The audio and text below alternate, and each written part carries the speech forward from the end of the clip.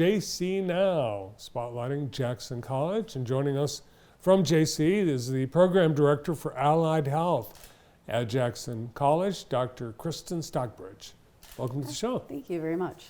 It's back to normal on the campus after the big storm? Yeah, mostly. Our dorm students are out until after spring break, which is next week, and then we'll be able to get them back in. So, yeah, it's been interesting, for sure. Yeah, well, I know you were able to learn how to teach virtually, and you were able to take advantage of that. Oh yeah, and it's actually the second time now since we've come back from having been online for COVID that we've had to flip and go remote, and it's worked out well. I mean, we've got a really good system, and the fact that when we first went online during COVID, everyone, faculty, staff, we put that whole college online in 1 week, and it was amazing. Yes, yeah, you guys really set the standard of how to do it, and I know you created the blueprint for a lot of others. Yeah.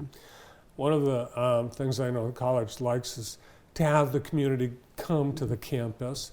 That's something that couldn't happen during the pandemic, but so many opportunities now, and you are actually offering some service to the community in your program. Yeah, so we used to, for years, offer the HealthWise event, and which I know you had attended and visited us. I did. One of your students drew my blood, Yes. and I was healed. It's yes, amazing. It is. They are amazing students. So obviously we haven't been able to do that, and in discussion, what we wanted to do is not only bring back HealthWise, but kind of rebrand it.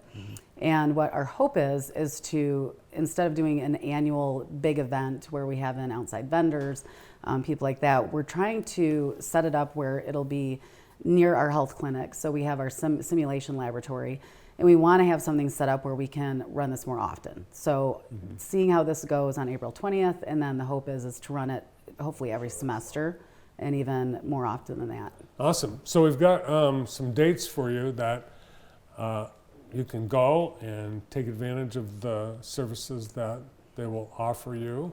A blood drive, first up, which will serve the community. You've got the provider of blood to Henry Ford coming out to the campus. This is actually, this is a different organization. They had actually reached out to me, and it's an organization that works with universities and colleges. The purpose, besides, of course, getting the blood donations, is to give students a volunteer experience. Oh, poking people? No. No. We're going to wait on giving that. blood. Yes. Okay. Giving and helping with patient check-in and working with patients coming in. So when these students that participate in this, then they actually will get certificates that showed they participated. So it's a really great opportunity for our students and the community as a whole. So yeah, so it's a nice opportunity. Do you need appointments? They recommend them, but you don't have to have them. I know that all of that information will be on our website soon. I don't believe it's up yet. All right, and on the same day, people can take advantage of some other health screenings in addition to donating blood. Yes. What kinds of things are you going to do? We've got something different that we're doing this year is we're offering A1C, which is essentially a 3-month glucose test. So it looks at glucose levels over a 3-month period. This is just a finger stick. And then also full cholesterol screening. Both of these do have an additional cost just because we use analyzers that have the test kits. So those are being done at our health clinic. But then we're going to be offering a lot of free services. The free services include vascular screenings. We have dental screenings. Both the venous insufficiency and the vascular arterial screenings need appointments. So as you can see there, we have both a phone number or a or a link. Yep, they can right sign on the up. screen right now. And I remember the year, I think the last year I was there and talking to the students, and one of your teachers told me about a citizen, a community member that came in for vascular screening, and I think it was Dr. Corcoran maybe. He discovered something that was very alarming. Yeah. Got the person in to the hospital, and he told us later, is likely it saved their life. And we've actually had situations like that occur at every event we've held. Wow. We've had someone that, whether it be that or even blood pressures, because we do blood pressure screenings, EKGs, even things as simple as glucose, but at every event we've had something of concern that probably wouldn't have been found otherwise Wow. if they hadn't come to this. Yeah, so this is the time to find it, not Exactly. somewhere else where you have health professionals and caring students. They're learning to be health providers, Exactly. and there's quite a few professions that you're training people for. What are some of the Yes. things? So the programs that are kind of represented, and we have many more programs than this, but my medical assistant students do a lot of the screenings. Our respiratory therapy students will be there doing pulmonary function tests. We of course have the vascular sonography students. And then because of the fact that there are things that not all of our students can participate in, for example, we also have a radiography program. We aren't taking x-rays. So in that instance, Yeah. if students are willing to come and help. On that note, I do want to mention that with the dental screening, in the past we've done oral screenings. They are offering x-rays if needed as well this Okay. time at no cost. Dental So, x-rays. Dental x-rays, yes. Remember the ventilator races? Oh, geez, yeah. Yes.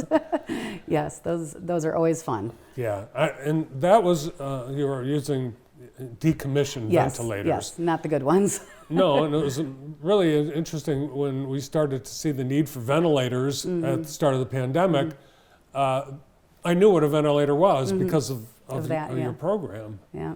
Yep. We actually, when everything happened, Henry Ford came in and we gave them everything we had. Just let them take it, and then once we got back on campus, figured out where things were and got things back. And with your program, you've got in-person, a number of in-person labs and things that are required for Yes. the program. So Yeah. was that a challenge during the pandemic? It was.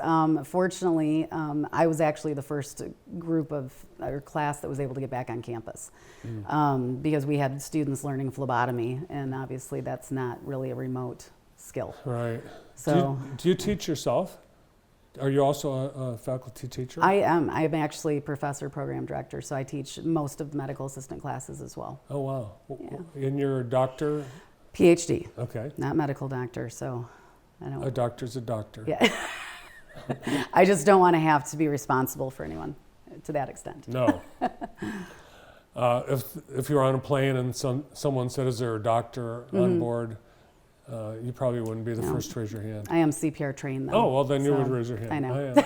If I went to school and was awarded a PhD, I would make sure people knew I was a doctor. Yes, I try to. Yeah. I try to. That's a great accomplishment. Thank you. When do people that are interested in the careers in health, what's the timeline for getting started? What kinds of...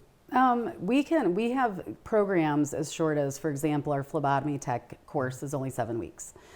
We run that every semester. We have an EKG tech course that is also 7 weeks. And then we have, for example, I have a patient care tech program. Patient care techs work in the hospital alongside nurses. That can be done in 2 semesters. Medical assistant is 1 year. So there's a lot of, and actually one thing that's really exciting right now is I've worked with the nursing department, and our nursing department is now, when my students finish the medical assistant program, they have, I think, 4 prereqs to take. And as long as they meet the requirements, they are automatically holding seats for them Oh, no in kidding. the nursing program. Oh, yeah, wow. so they can get right into the nursing program without having to go through the whole process. So Well, that's exciting. great, great advantage because it's such a competitive Exactly. program. Yes, And I would imagine that every one of your health careers are hiring, and you have no yes. problem placing yes, people. yeah. It's still a shortage everywhere. Yeah, everywhere. All of our programs.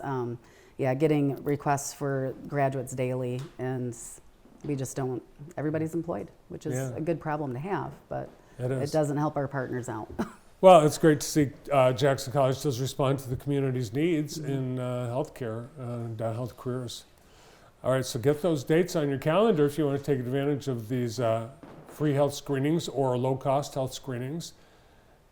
and just show up, no appointment Only for necessary. the 2, but yeah, everything else, we are happy to have everyone come. And they're all going to be in the Rowell Health? Yes, so Center? and I've actually spoken to people that have come in the past and are used to coming to the other building. So this is in a different building, the Rowell Health Professions building, and there will be signs all over campus, so directing. Nice.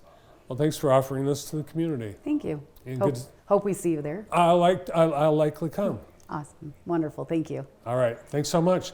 Dr. Kristen Stockbridge, Program Director of Allied Health at Jackson College. Up next,